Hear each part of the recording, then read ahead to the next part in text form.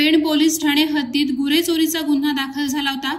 या घटनेचा पोलीस अधीक्षक सोमनाथ घारगे आणि अपर पोलीस अधीक्षक अभिजित शिवथरे यांच्या सूचनेनुसार पेण पोलीस ठाण्याचे पोलीस निरीक्षक संदीप बागुल यांच्या मार्गदर्शनाखाली पोलीस पथकाकडून सखोल तपास करण्यात येत होता।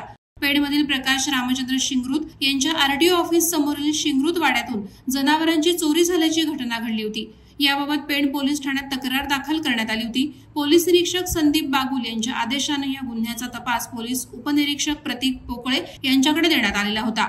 उपविभागीय पोलीस अधिकारी यांच्या मार्गदर्शनाखाली आणि पोलीस निरीक्षक संदीप बागुल यांच्या सूचनेनुसार गुन्हे प्रकटीकरण कक्षाचे अधिकारी आणि अंमलदार यांच्या पथकानं तपास करत शहाबाज इस्माईल शमसी उर्फ गोरू वय वर्ष 22 रान गोविंदवाडी कल्याण आणि अशफी डॅनियल मद्द उर्फ HP वय 30 वर्ष गोविंदवाडी रेती बंदर कल्याण यांना अटक केली।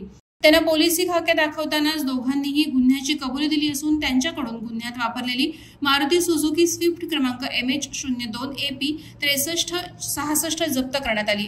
हे दोन्ही आरोपी सराईत गुन्हेगार असून आरोपींविरुद्ध इतर पोलीस ठाण्यात 10 ते 12 गुन्हे दाखल झाले असल्याचे समजते। त्यामुळे आणखी काही गुन्हे तस्करीचे गुन्हे उघड होण्याची शक्यताही वर्तवण्यात येत आहे। वादळवारा लाईव्हसाठी किरण बांधणकर, पेण। नवी मुंबई व रायगड जिल्ह्यातील ताज्या बातम्या आणि घडामोडींसाठी सबस्क्राइब करा वादळवारा लाईव्ह चॅनल आणि दाबा बेल आयकॉन।